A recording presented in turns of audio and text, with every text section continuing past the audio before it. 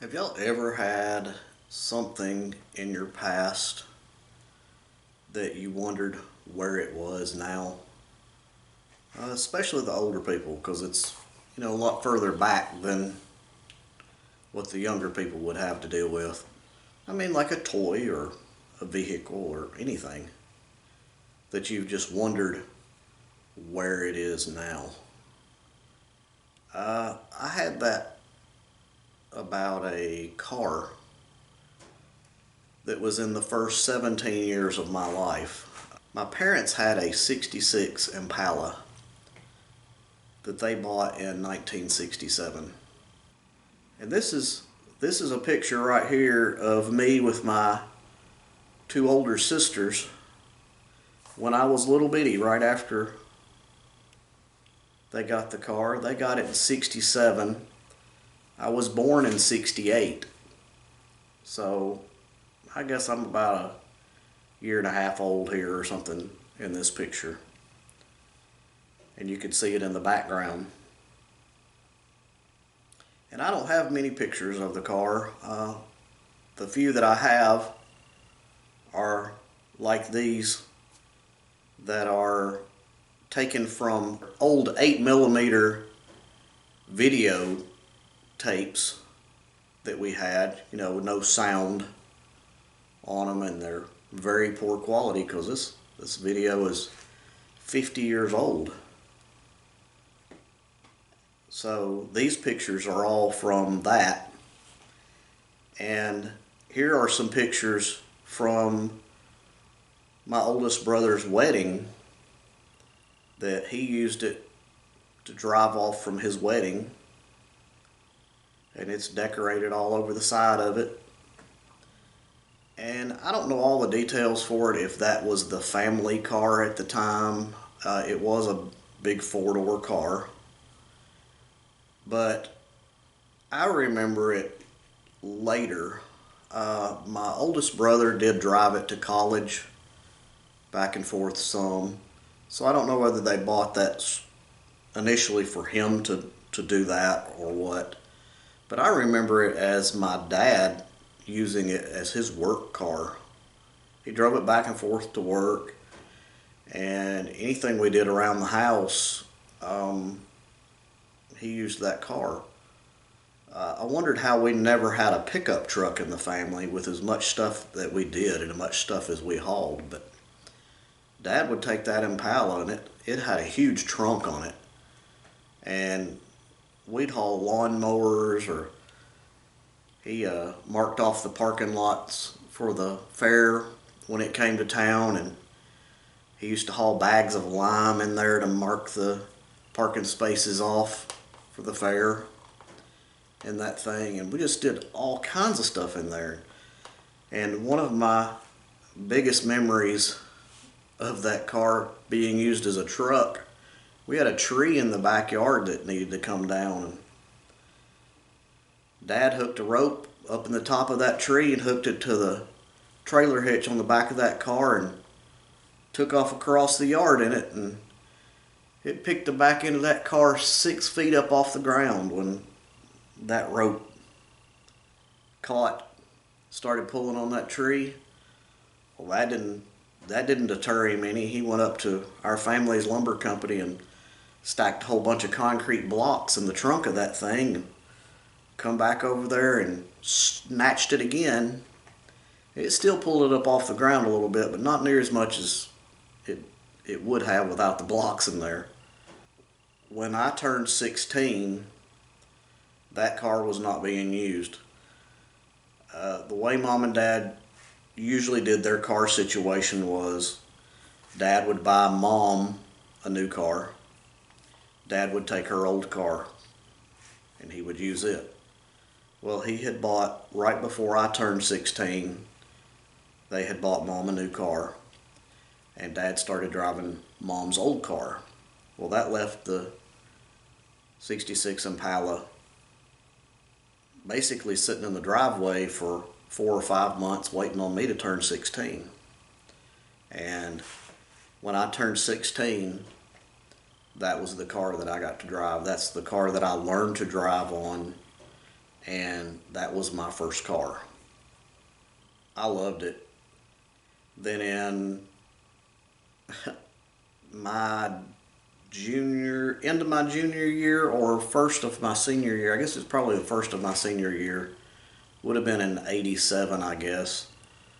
Mom just decided she had that car sitting in our driveway for 20 years.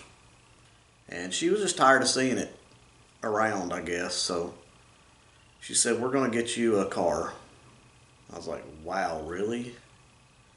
Okay.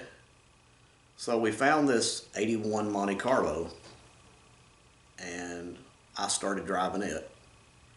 And the Impala was back to nobody driving it again. So Dad decided to sell it to a friend of mine's dad. I didn't really keep up with it much after that. I know he had it for a few years and then he sold it some kind of way. And then I've completely lost track of it after that. Didn't have any idea. And a lot of times I had wondered, is that thing, is it sitting in a field somewhere rusting away? Did it go to the car crusher? Is it all rusted out now? Anytime you think about, hey, I had this car way back when, what do you think ever happened to it? And then June of 2020, as y'all know, I have my mini hot rod and my mini semi. I had just finished mini hot rod, and the first place that I took it to show it off was a thing that they have in Lebanon, Tennessee called the Redneck Rumble. Yep, you heard me right, the Redneck Rumble. And it's just a big car show. People cruise through there on bicycles, mini bikes, homemade contraptions, golf carts, lawn mowers, whatever. They cruise around through this thing. It's a weekend deal. And I had a blast. I had an absolute blast. Had a bunch of people coming by. But one day, I'm walking through the car section. I had been there all day Friday. Well, this was on Saturday, and Saturday was the busier day, naturally, because more people were off work and all that. And I'm walking through some of the cars. Several new ones had come in Saturday morning, and I hear this loud rumble of an engine coming in, and I turn around, and it's a '66 Impala. I thought, wow, it was the same color that Dad had. And I thought, wow, that's pretty cool. Somebody made out of a dragster out of an old '66 Impala, 4-door. And I thought that was pretty cool. And heard it drive in, and it had this loud rumble, and I noticed it had exhaust pipes coming out right behind the front tires, ducking out through the fender wells. I was like, ooh, that's just straight headers there. That's pretty wild. I said, that's definitely not the 283 with the 2-speed power glide in it, that the one like we had. And this one had really been built up. So I got a chance to go by and see where this one had parked. And I went over and looked at it, and I was like, man, this has had a lot done to it. It's pretty cool, and had big old nitrous bottles in the front floorboard and racing harnesses. But what was cool about it, it still had all the original interior and stuff in it, except for the seats. The seats were different. They were not factory seating. They had been recovered. Well, I got to remember, in the one that we had, the seats had been recovered. They were not the original seats in it. And I looked at this one and got to glance at it a little bit, but we were really busy. There was a bunch of people back at at where we had parked our stuff, so I didn't get a chance to look at it too much. And didn't really think anything about it because, you know, they made thousands, I'm sure, of those 66 Impalas. Probably the same color, same everything as the one like we had when I was younger. So I didn't get a chance to go back over there and look at this car again, and didn't really think of any reason why I would go back and look at it. So Redneck Rumble was over with, and I got back home, and I had taken one picture of it while I was there, and I got to looking at this picture, and I zoomed in on the picture, and I got to looking at the seats again. I was like, holy cow, those seats are just like the ones that we had on ours. So I wondered, what are the chances that somebody else would cover those seats in the exact same vinyl pleated fabric that my dad had those seats covered in? And it got to kind of bugging me after that, and I was like, man, what if that's the car? But I thought, it's still just such a slim chance that that is the car. It's been between 35 and 40 years since I've seen that car. What's the chances that it would look just like it did the day we got rid of it, this many years later? So then I started really thinking about it after that.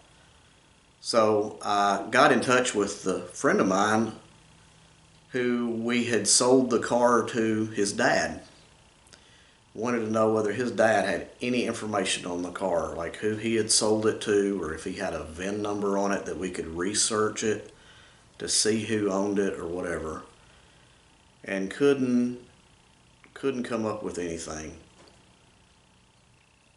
And one day I got on YouTube and I just typed in 66 Impala. And if you just type in 66 Impala on YouTube, I'm sure there's thousands and thousands of videos that have 66 Impala in the title of them. But when I searched that, the sixth one over that come up on the search was that car that I saw at Redneck Rumble. And I saw drag racing videos of it, and I saw street racing videos of it. And I saw this man on there in one of the videos that he said, I will race anybody $1,000 minimum per race. And this was just street racing. $1,000 minimum to race. So he was just street racing early on. This would have been probably 10 years ago, I guess. So I got to researching this even more and watching more and more of the videos. Well, then I went back to that picture that I took at the Redneck Rumble again. So I noticed in the picture that it was sitting in front of a tent that said Soddy Daisy Speed Shop. And I was familiar with Soddy Daisy, Tennessee. And I looked up this place on the internet and found it and sent an email over there just to inquire about it. And I put, hello, my name is Kevin Brink, and I saw your 66 Impala at the Redneck Rumble. And I mentioned to someone there that my dad had a car just like that one. It has been bugging me to death since then that it very well could be the one I had. I remember him having the seats recovered in a pleated vinyl, a little more green than teal, like your car, and the seats look just like them. I don't know if you have any history knowledge of the car, if there is a way to track the ownership, but I would really like to know if that is it. My family bought it, I think, a year old and owned it until 1985. So I told you wrong earlier, it was 1985 we got rid of it. When we sold it to a person in our town, and he sold it a couple of years later, and I lost it from there. My dad was Frank Brink, and he had sold it to a Sherman Harris. I have often wondered whether it was rotting away in a field, or been through the crusher, or had a life as a dragster, LOL. It was quite the coincidence that when I searched 66 Impala on YouTube, out of the thousands of 66 Impala videos, I found several very quickly about this car. If you can help me with this quest, I would very much appreciate any information you can give. Thank you. And he replied back pretty soon after that. He said, the only information I have on the car is the gentleman I got it from turned it into a street racer and has owned it for the past 15 to 20 years. Well, what is kind of weird, all those videos of it street racing were in the outskirts of Atlanta, Georgia,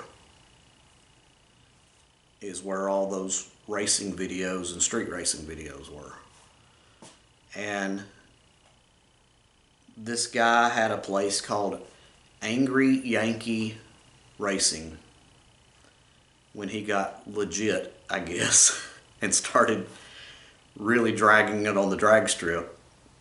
And if you search that on YouTube, you'll see a lot of the videos. And if you search Dirty Imp, Dirty IMP on YouTube, you'll get to see a bunch of the other videos of it. And I sent him back a reply. We were trying to look through very old papers my mother kept to see if I can find the VIN number on the one that we had. And I don't think Carfax would go back that far, and it doesn't. But anyway, a day or two later, he sent back this reply. 95% chance this is the car you're looking for.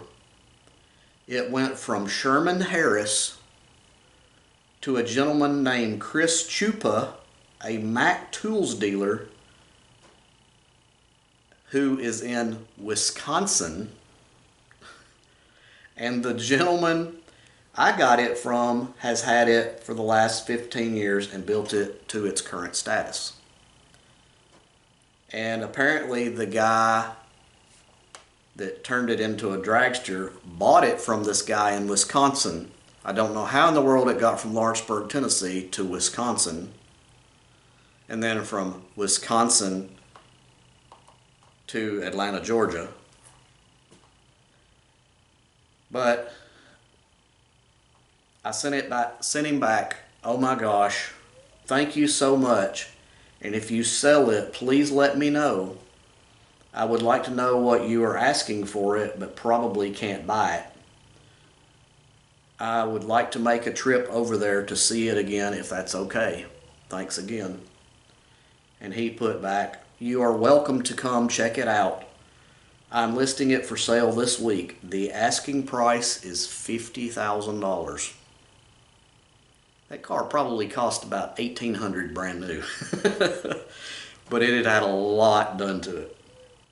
So my son and I took a trip over there to see it, and I took all these pictures here. And it was really cool to see it, knowing that it really was the first car I drove, and the car that had been in the first 17 years of my life. And had a lot of memories with it. And it was cool that it was still around. The interior was still intact. Even the piece of trim was missing around the back window, just like it was when we had it. Looking at the paint patina on it was just like it was when we sold it, when I had it.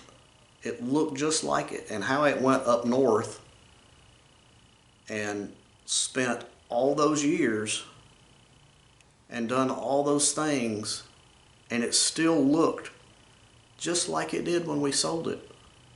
And I hadn't seen it in 35 years.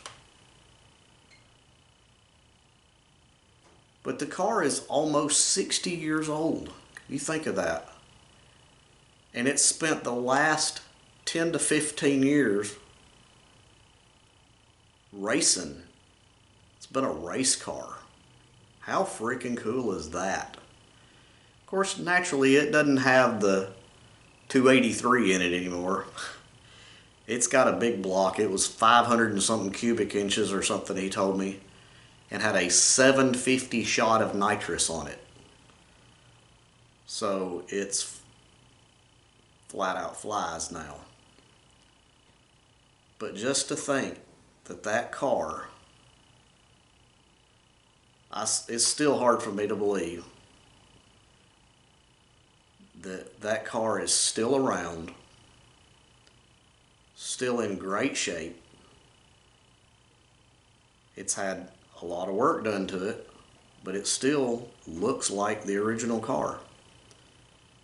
You can see in some of the pictures it's got a lot of tubing done to the chassis underneath it to strengthen it. The front end is tubed underneath the body panels for strength. But I haven't seen any more about the car. I asked the guy that had it last at Saudi Daisy to be sure and let me know who buys it, because I would still like to keep track of it.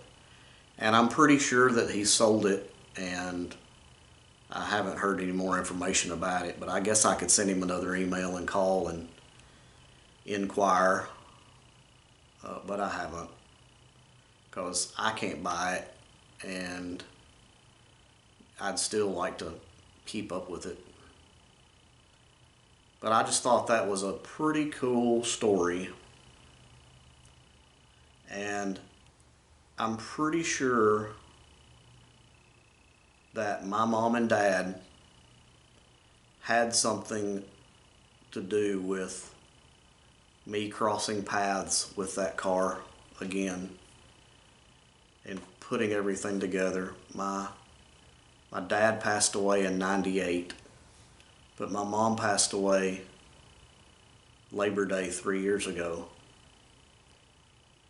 And I don't know, I think that they had something to do with putting it all together and making my path cross with the path of that car again.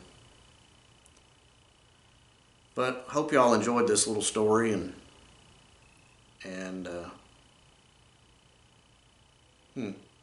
it's a race car. Still amazes me. But we'll see you on the next one. Thanks for watching Kevin's Creations.